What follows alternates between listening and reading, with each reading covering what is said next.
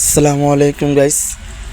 সকাল সকাল দেখেন রাস্তায় কি জাম, একদিকে অফিস টাইম, একদিকে রাস্তায় জাম, একবার অবস্থা খারাপ। তার মধ্যে গাড়ির পারাপারি করে যাইতে হয়। তার মধ্যে দেখেন কীরকম জাম, লম্বা জাম, 3 লাইন হয়েছে জায়গায়, সামনে গিয়ে হবে 1 লাইন।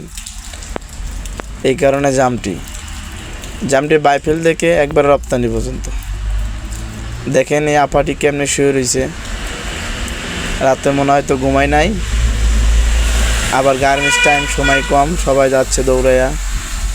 এই অবস্থা রাস্তার অবস্থা প্রচুর খারাপ।